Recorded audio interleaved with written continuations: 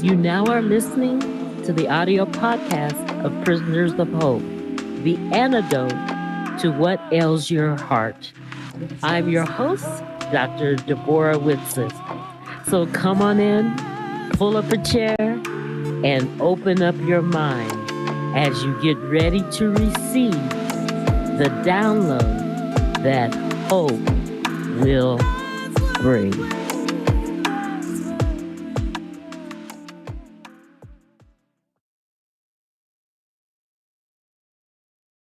Well, hey, welcome to part 3 of the series of Pathway Encounters.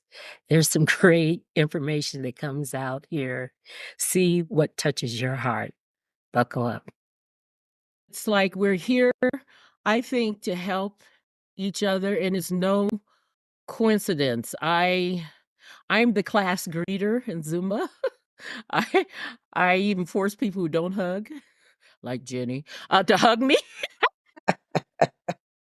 Well, Chris is an inspiration because Chris multi-generational with friends.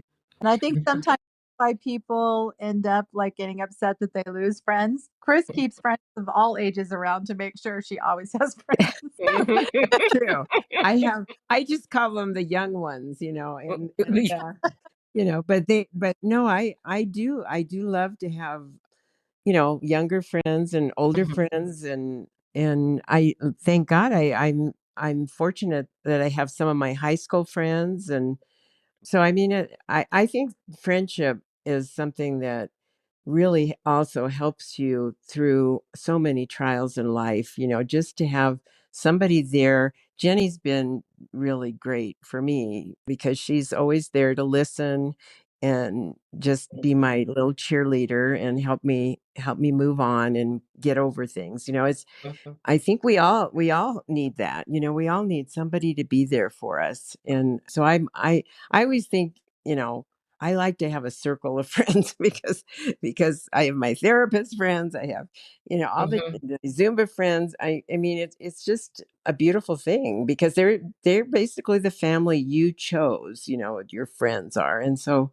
they're there, in your darkest moments just to help you get through if they're But some good. friends can't do all the things. Like I have my friends that physically can do the things that I can do, like to be out hike or do a bunch of stuff. And then I have friends that are more reflective. I think, your Yeah, different friends do have inspire you in different ways. different And so ways. I Good. think it's good to have a circle and variety. And I think that was involved with the Colorado Women's Foundation for many years and went to their luncheons. I haven't been the last couple of years because I've been gone, but one of the years, Billie Jean King, the tennis player, Yeah. was speaking, and she has the leadership school. And one of the things that she said and mentioned in her speech that really stuck with me, I was actually taking notes because I thought she was really interesting, but that really stuck with me, that you need to sit at the table with as many people that are different from you as possible. Not always finding Yeah, friends yeah, exactly like you, but finding friends that have a totally different life from you, because that's how we bring the world together, is by yeah. embracing differences and loving people for who they are. And I thought that that was really great advice. And And so she always they teach you so many different things because they're different, and that's why it's so interesting to have friends that are different than you because they teach you so many lessons. Well, and Yeah, some that. people to have friendships based on trying to have a friend that's in their image, I call it. Good Where they luck with where that one. they would Then want to you be don't learn a thing. exactly alike, and I just don't think that that's Yeah. not always enriching. Sometimes you have all your bad stuff together, and that's Yeah. sure. I don't know. I think it's better to have a little bit more of an opening and acceptance and love of trying to have people that are different from you around, because Hmm. it's A- I learn a And lot. and you can learn so much too. I mean, Hmm. it's just it, I used to tell my students, I'm so happy when I learn something. They're like, "Well, what do you mean?" I said, "I come here and I spill all my guts to you. When you tell me something I don't know, I get all excited." They're like, "Yeah, we get." I mean, because that's how you learn. If you acquire new knowledge that you don't currently have, and Mhm. you can get that from being with people that are nothing like you, Right. associating with them, talking to them, because everybody has their path. And perhaps talking to someone about their path will shorten your path. Perhaps. Well, And So, our Zumba I class is just like that. Our Zumba yeah. class, we're all different. I mean, Uh-huh. we're very so different, yeah, and it's so cool. but it was interesting. I did a leadership class with my office once, and one of the books that I had read talked about like when people hang out with somebody that are just like them, they bring people into their little circle that are just like them so they can judge other people that are different Right. from them. Right. And those people no longer become humans, they become objects. Mm. And so one of my goals in the office was for people to really, because I was one of the older people and a lot of people were younger. And so I felt like sometimes the younger people were a little judgmental because I was older. And so I think that, it's better to like be open to listening to people that are different because otherwise you're just bringing people into your story just to prove your point. And that Mhm. doesn't and that's why we have so much discord in our country, where we have so much discord between Right. people that are different because, we make people objects and not human beings anymore. That's right. That's Right. right. Right. That's right. And in the Zumba class, I try to make everybody welcome. I walk up to people and welcome them because I want them to feel like they're part of the class, but not Mm. the same as everybody, all different. But we're all Yeah. going to have a good time together. My goal is always to make people sorry to see me leave instead of happy to see me leave.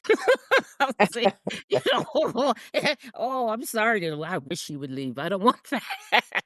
That type of thing, and I think that people are matter of fact, one of the ladies said to me, "Well, you're just so nice hugging people," and I said, "Oh, no, no, you got it wrong. I'm needy. I need a hug." So, I always get hugs because I walk up to people and open my arms and hug them. You know what I mean? Well, So one of my friends used to say he was older. He was actually one of my mom's friends.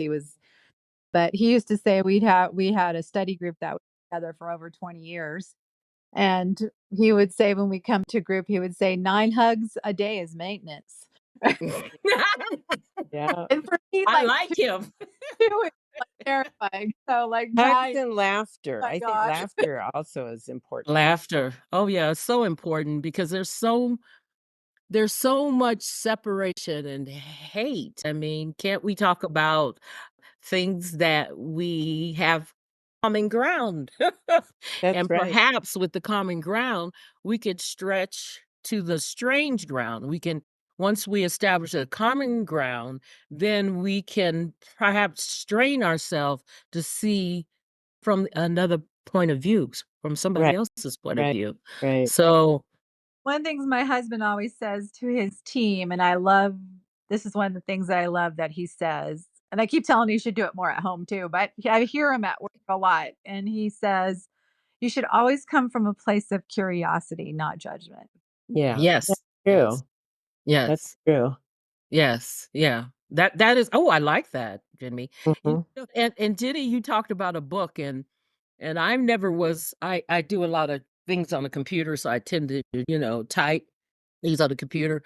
So one of my Bible study ladies, which is in Brooklyn, New York, she mailed me a journal and she said, "You need to start journaling." And it came yesterday, and I wasn't feeling that great, just yesterday once I got the news. And I opened it up and I threw it on my bed. And I'm like, should I start writing? And then you talked about your book, Jenny. Well, that's So only one of 20. I have so many journals you couldn't even count. I find them everywhere. I go back from history. I have journals about dreams. I have journals about classes that I used to prepare. I have journals about life that I've used writing prompts for. And I uh-huh. think that right now, Deborah, you should write about this person that you just lost. Yes. Hmm. That would be good. and get your Yes. emotions out and write to him like you were having a conversation with him and what you would say to him if you could have seen him one more time. Well, he had a massive stroke and he couldn't talk, and evidently the type of strokes he have, you only last a year, maybe 2. He lasts 2.5 years, and I know I vacillate between, oh, being happy he's not in pain no more, and being sad because I'm in pain, to tell you the truth. It's about Yeah. me. Well, and That's yeah, that's that's the what it hard part. is. We miss them. We miss having them in our daily lives, or even being, even if they live at a distance, having them in our lives. But that, but yeah, you're right. That's the part we miss, but they're in a great place, and we're still connected to them. We will always be connected to the people Mhm, we love. So mhm, I mhm.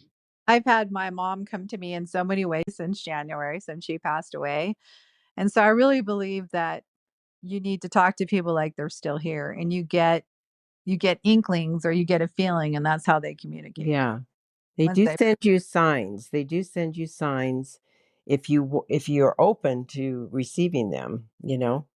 Well, my mother loved butterflies, and the other day I have a elaborate flower garden, and I was in my flower garden, and I looked up, and it was this big, was it a monarch with the black Orange, dots? yeah, Yeah. orange, black, Oh, yeah. he was huge. He was huge. I thought it was a bird at first, and I just kind of stopped and smiled because it just is like reminds me of my mother. And my mother's like gone.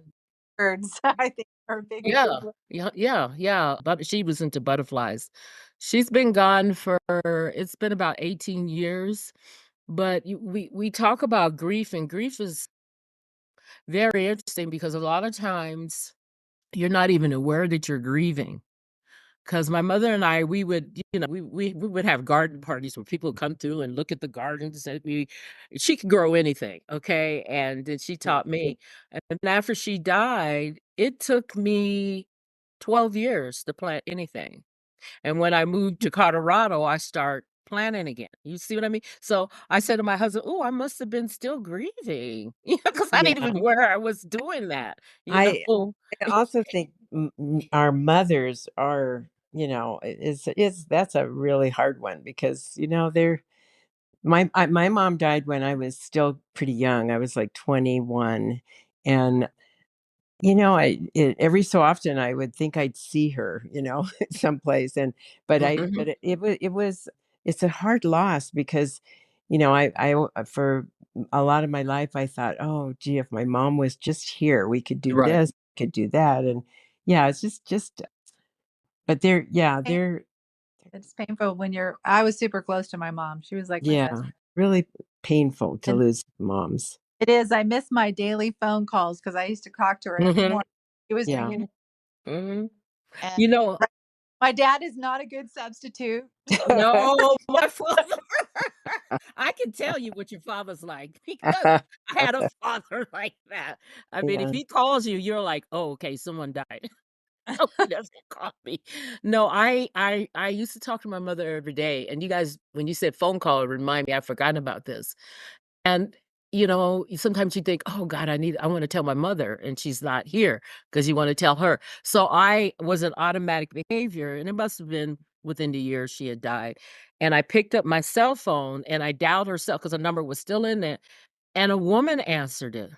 I guess somebody had got Yeah. the new New number, number. Yeah. and I said, "Oh, I'm so sorry, I was calling my mother." And she said, "Are you okay, dear?" I Oh. said, "I'm fine." And we had a friendship for about 4 months until she died because she was an older woman.